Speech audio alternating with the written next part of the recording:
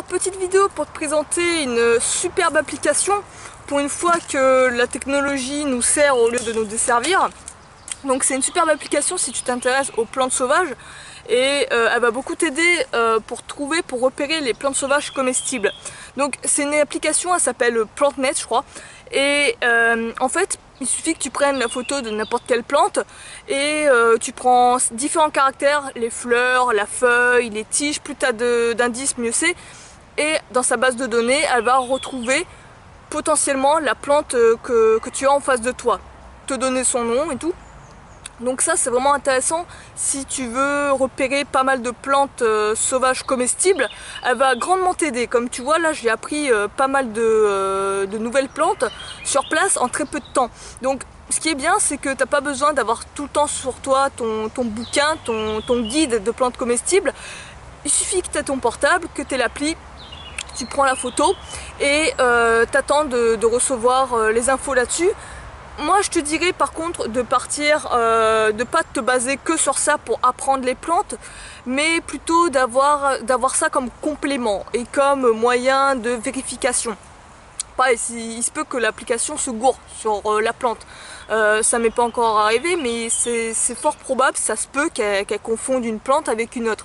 Donc dans ce cas-là, il faut faire super attention. Le mieux, clairement, moi ce que je te dis, c'est d'avoir déjà en tête les plantes que tu suspectes comme comestibles, les avoir peut-être déjà vues dans un livre ou en vidéo, te rendre sur place, voir que cette plante ressemble grandement à celle que tu as trouvée dans un bouquin et t'en assurer, vérifier avec l'application. Ça fait encore un indice en plus. Plus tu cumules les indices, plus en fait tu es sûr que c'est cette plante. Mais ne te sers pas que de l'application comme moyen de détecter des plantes sauvages. Mais clairement, plus tu as de l'expérience en plus, plus ça va grandement te faciliter la vie.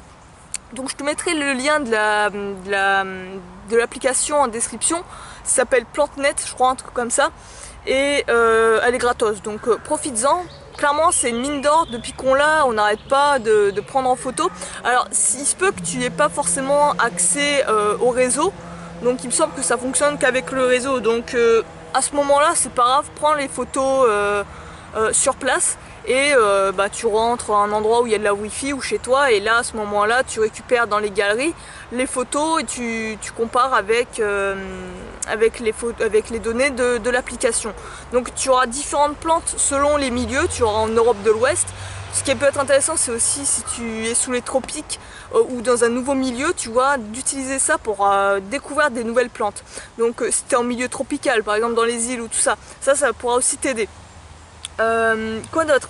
Pareil, ouais, là je l'avais testé tout à l'heure sur une plante dans un parc à côté de chez moi. Ils ont planté du sarrasin et pour vérifier si l'application, par exemple, on connaissait pas du tout la gueule que ça avait la plante de sarrasin, pour vérifier si elle fonctionnait bien, l'application, pour cette plante là du moins, on a pris la photo du sarrasin, du blé noir, et ça nous a donné exactement le nom blé noir et tout. Donc ça c'est nickel. Et voilà, franchement teste ça, c'est vraiment une superbe application. En général je suis pas du tout appli, j'en ai un peu rien à caler, mais quand elles sont vraiment utiles et pratiques, la technologie peut vraiment t'aider à grandir, aussi bien dans l'esprit que physiquement, peu importe, mais en tout cas des fois ça peut bien te servir. Donc si tu as un iPhone, un smartphone, n'hésite pas. Encore une fois je te dis, si tu es vraiment débutant, regarde quand même avant bien des bouquins et déjà en tête en fait la plante. Et après utilise ça comme un moyen de rajouter une preuve. Moi je vois ça plus comme ça.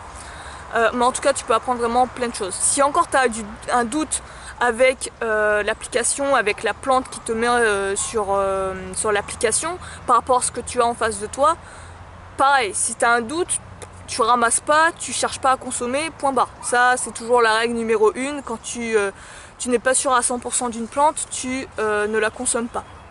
Donc il faut vraiment que tu sois sûr à 100%. Mais te prends pas non plus le chou, ne sois pas non plus un nazi là-dessus. Hein. Il y en a, ils sont complètement en mode flippette là-dessus. Faut se dire que c'est quand même un savoir qui date des milliers d'années. se nourrir avec, forager, on va appeler ça comme ça, forager, récupérer sa bouffe dans la nature, bouffer des plantes sauvages. C'est quand même un certain patrimoine qu'on a depuis des milliers d'années et c'est un peu débile en ce moment d'avoir la flippette de ça, des plantes sauvages. Ok, il faut faire attention, ok, tu peux tomber sur des plantes sauvages toxiques et encore des plantes toxiques mortelles, il n'y en a pas tant que ça. Tu vas avoir des plantes toxiques qui vont te rendre malade, qui vont te donner des maux de tête, des maux de ventre, des vomissements, tout ça, ok, mais des plantes vraiment mortelles, tu n'en as pas tant que ça. Et c'est bien par contre justement de savoir les reconnaître, ces plantes aussi mortelles, afin d'avoir une sécurité. Connaître les plantes qui se mangent, mais aussi connaître quelques plantes et celles qu'on peut confondre avec les plantes comestibles. Ça c'est très important. Donc sur ce, moi je te laisse avec ça, je te laisse tester ça. Clairement c'est une superbe appli. Dis-moi en commentaire ce que t'en penses. Moi je vais te laisser, je te dis à la prochaine. A plus.